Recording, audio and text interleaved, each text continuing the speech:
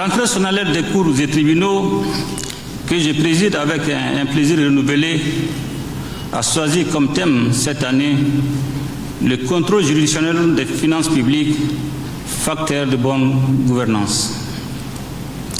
Ce thème illustre l'ambition de l'État dans la dynamique du Malikoura et rappelle son rôle essentiel de charpente.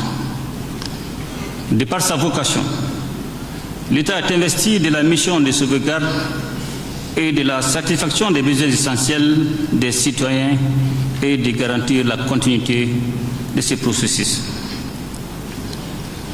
Pour assurer ses fonctions régaliennes, l'État a besoin de ressources financières adéquates mobilisées à travers une contribution commune des citoyens et l'exercice d'activités pourvoyeuses de ressources. Notre pays, pour renforcer son dispositif de contrôle et de reddition des comptes, a soumis toutes les opérations relatives aux recettes, aux dépenses et au financement des budgets des administrations publiques à un contrôle méthodique, qu'il soit parlementaire, administratif ou juridictionnel. C'est donc dire que le choix du thème de cette rentrée judiciaire 2025-2026 n'est nullement fortuit, bien au contraire. Il revêt une importance capitale à un moment où notre nation fait face à de nombreux défis existentiels dans un environnement national et international marqué par des tensions croissantes. Dans un tel contexte, la gestion des finances publiques ne saurait être laissée au seul arbitre de l'exécutif ou des ordonnateurs. Elle doit être placée sous le regard vigilant des juges, garant de la légalité et de la bonne utilisation des deniers publics.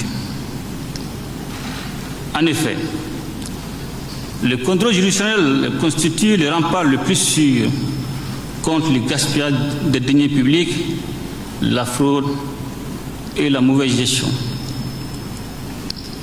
Il donne vie au principe fondamental selon lequel nul ne peut disposer des ressources publiques sans en rendre compte. Les institutions supérieures de contrôle, notamment la Cour des comptes, incarnent cette exigence.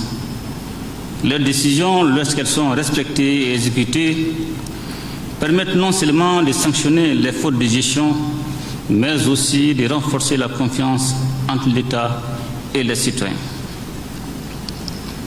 La bonne gouvernance repose sur trois piliers qui sont la transparence, la responsabilité et la sanction.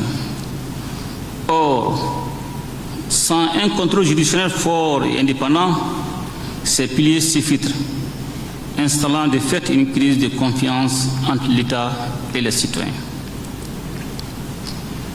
L'État de droit ne se résume pas à de simples proclamations de principes. Il se mesure par la capacité des institutions à faire prévaloir la légalité sur l'arbitraire, la probité sur la corruption et l'intérêt général sur les intérêts particuliers.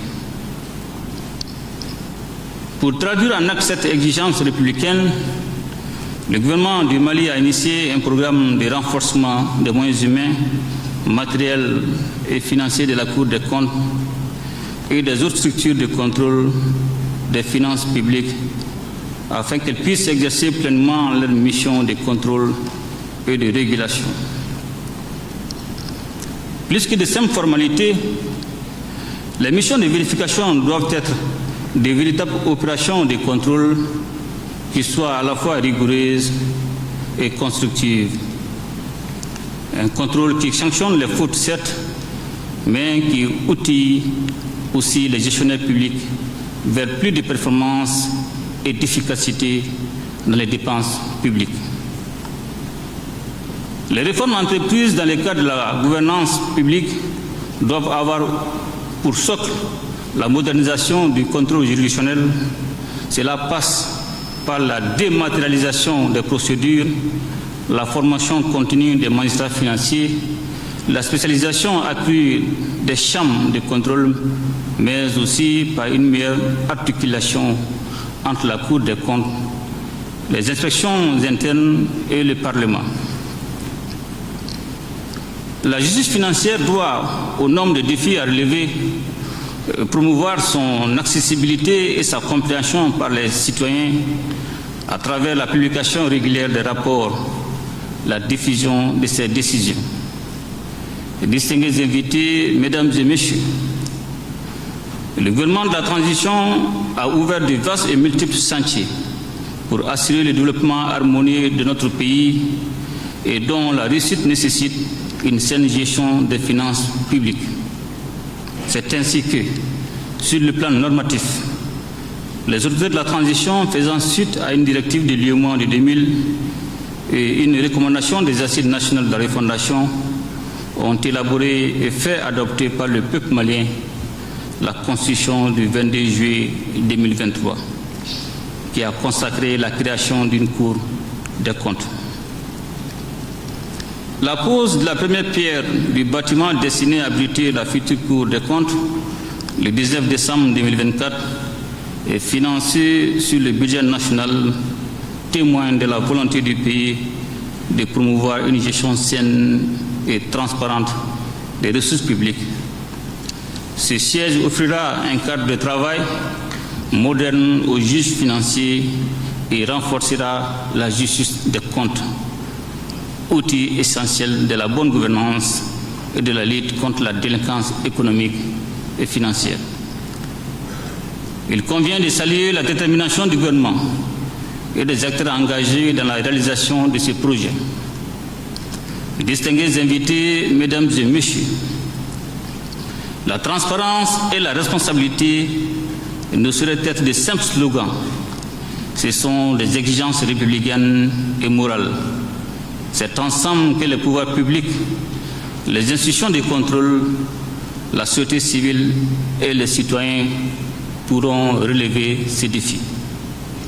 En plaçant le contrôle juridictionnel des finances publiques au cœur de la bonne gouvernance, notre justice contribue à renforcer la confiance du peuple dans ses institutions et à consolider les fondations d'un pays prospère.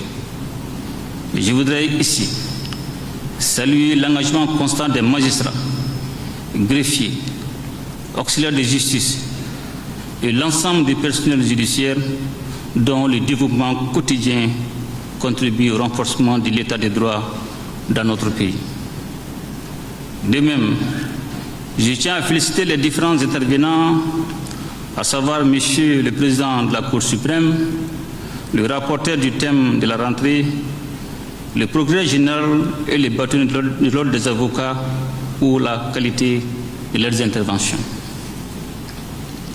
Je ne saurais terminer sans rendre un vibrant hommage à la résilience et au courage du peuple malien face à la barbarie humaine imposée à notre pays par un terrorisme agonisant. Sur ce, mesdames et messieurs les membres de la famille judiciaire, je vous souhaite une excellente année de travail et de réussite dans l'exercice de vos activités professionnelles quotidiennes. Je déclare ouverte l'année judiciaire 2025-2026